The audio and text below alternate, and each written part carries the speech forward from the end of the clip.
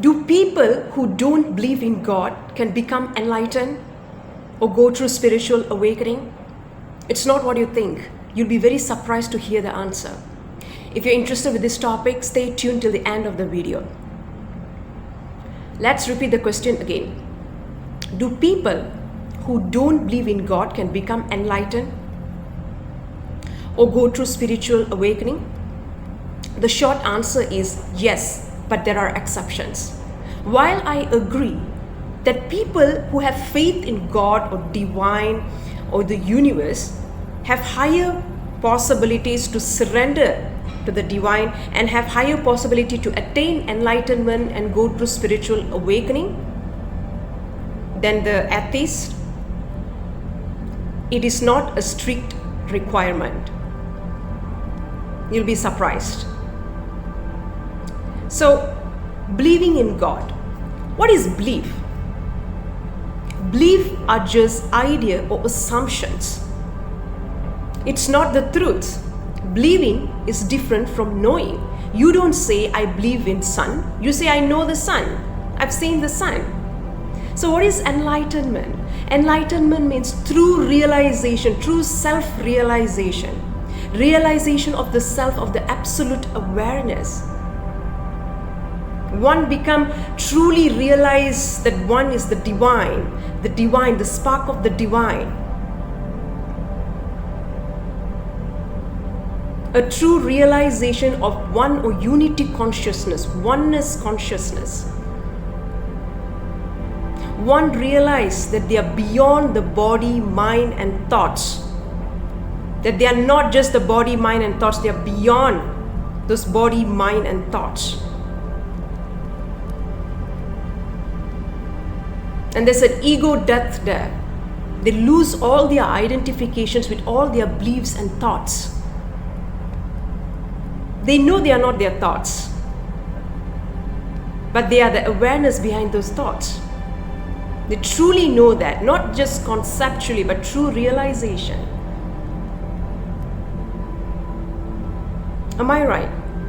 Now, does that mean all atheists can become enlightened or go through spiritual awakening?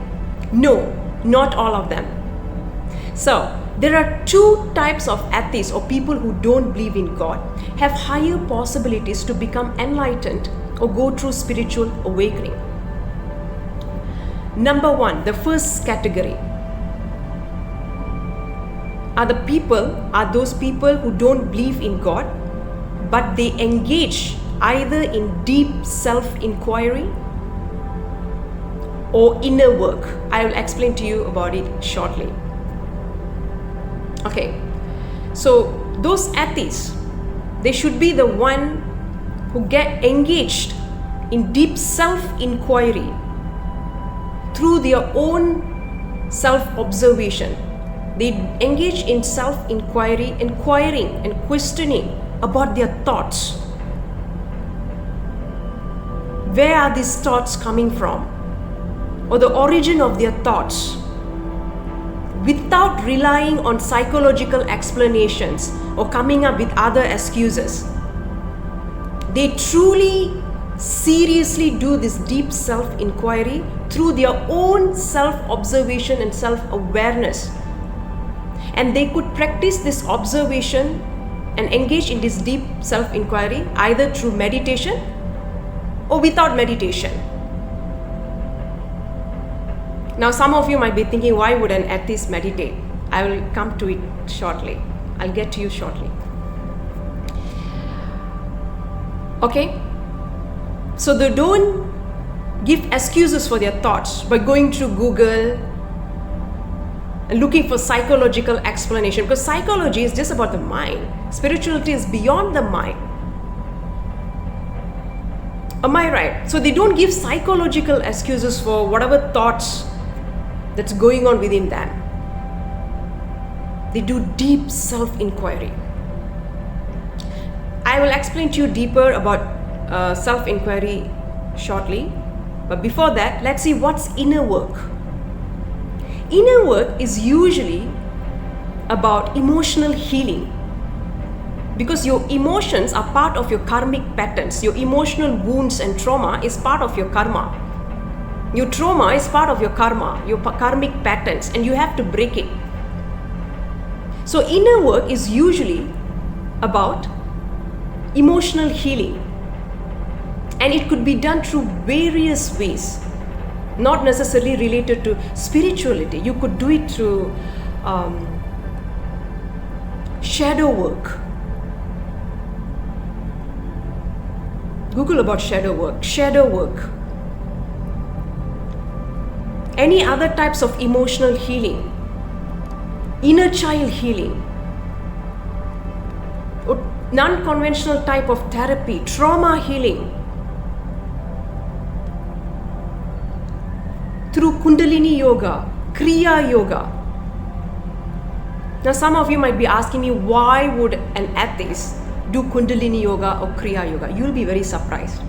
You don't have to believe in God to do emotional healing or deep self-inquiry. You don't even have to believe in God to do Kundalini Yoga and Kriya Yoga. Some atheists are doing Kundalini Yoga and Kriya Yoga for health purposes, for mental peace and health purposes, for emotional health and physical health. And many of them are involved in Hatha Yoga. You'll be very surprised. Okay? And many of them are involved in Kundalini Yoga for emotional healing, to release the blocked emotions from their system. And many of them meditate. They don't meditate for spiritual purposes. They meditate for relaxation and mental peace. Maybe 10 or 15 minutes, some of them. Okay? So, in order to get involved in deep self-inquiry, questioning your thoughts, and to do your inner work, you don't have to believe in God. Now let's come back to deep self-inquiry. They question the source of their thoughts. Where are these thoughts coming from? To whom these thoughts appear? Are these thoughts permanent? Or are these thoughts constantly changing? Am I these thoughts? These deep self-inquiry can lead to profound insights and transformation. Profound insight and transformation, especially if they do it through their own self-observation and awareness with dedication and commitment.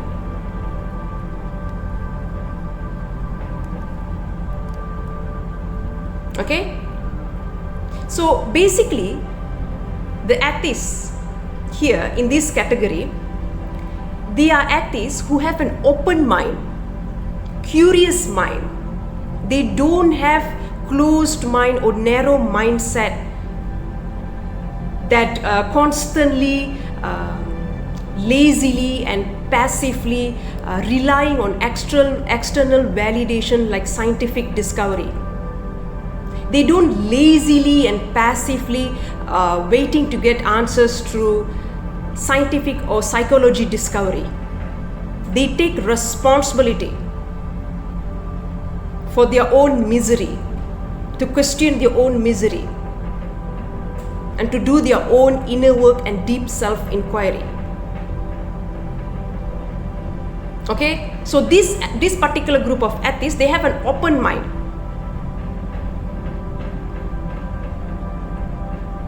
They take responsibility to do deep self-inquiry.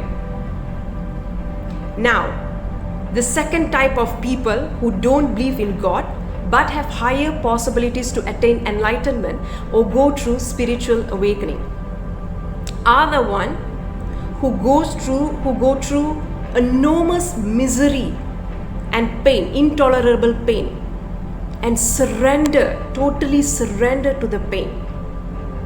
They don't have to surrender to the God, divine, or universe. They only need to surrender to the pain or their life circumstances or to life, generally to life. And there's a high potential for them to attain enlightenment or at least go through the smaller, intense transformation that is called as spiritual awakening. Because there are many different stages of spiritual awakening. The final stage of spiritual awakening is the one we call as enlightenment. Surrender is extremely powerful. So when someone are going through enormous pain in their life, physical pain or emotional pain, they go through dark night of the soul. And during the dark night of the soul, there will be an ego death. Now, what happens when there's an ego death? You have profound spiritual transformation. When your ego dies, the true self, the higher self, the divine self, the higher intelligence takes over you easily. And there's a higher chance for you to attain spiritual awakening or enlightenment. However, not everyone who goes through enormous pain will go through enlightenment or spiritual awakening or dark night of the soul or ego death. Only those who are humble enough or willingly surrender to the pain, surrender to the life, will go through or have higher possibilities to go through spiritual awakening or enlightenment. Even if they don't go through full-blown enlightenment, there are higher chances for them to go through at least the mini intense transformation that is called as spiritual awakening. And if one does both deep self-inquiry, inner work, and surrender, they can go through multiple spiritual awakening multiple times and evolve spiritually much faster than an average man. If their surrender is partial, it will lead to spiritual awakening. If their surrender is total, if it's a total surrender, then there's a higher chance for them to go through full-blown enlightenment. Now, what's wrong with most of the atheists? Many atheists, they don't belong to these two categories. Many atheists, they don't believe in God and they have fear losing their control. But what is surrender? Surrender is letting go of control. Meanwhile, many atheists, most atheists, they have fear of losing control. Surrender is different from giving up. Giving up is different from surrender. Giving up is from fear. Surrender is different. Surrender is from place of trust. Okay? Alright, so many atheists, they refuse to let go of control. They have fear of unknown. And they believe that God doesn't exist. So beliefs are just assumptions. And many of them are too arrogant and lazy to do deep self-inquiry, inner work, and are too arrogant to surrender. Hence, they suffer. Irrespective of their great material achievement, they'll always remain unfulfilled and empty within themselves. Their joy is always temporary. Okay, so only those people who don't believe in God or atheists, who are truly highly intelligent to do deep self-inquiry or are humble enough to surrender to their pain, have higher possibilities to go through full-blown enlightenment or spiritual awakening. There are examples I can give you. Enlightened great masters like J. Krishnamurti and Patanjali, the founder of Patanjali Yoga Sutra. They used to be an atheist.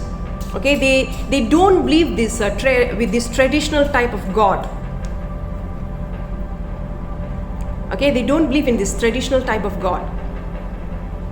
Okay, and they attain enlightenment through deep self-inquiry and inner work.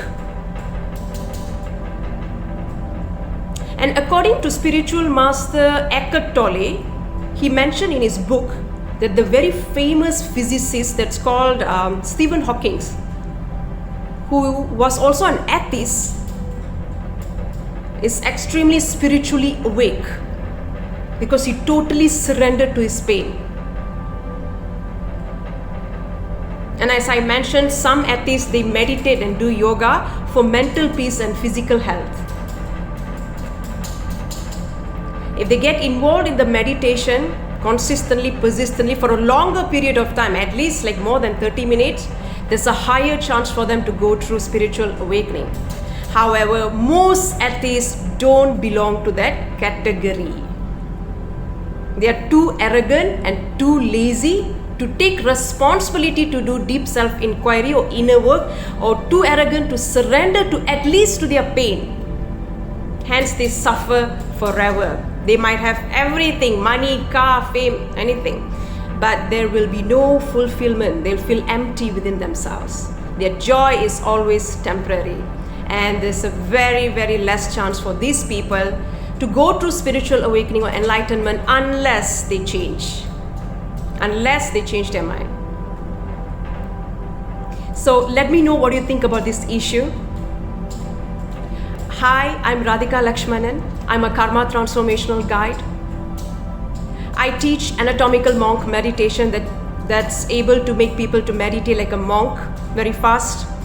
And I also conduct a unique hypnosis coaching to break your karmic patterns and do your inner work and to do emotional healing for you and heal the root cause of all your issues, just like that. If you need my service, you can message me. Let me know what you think about the atheists and the enlightenment and spirituality. Thank you.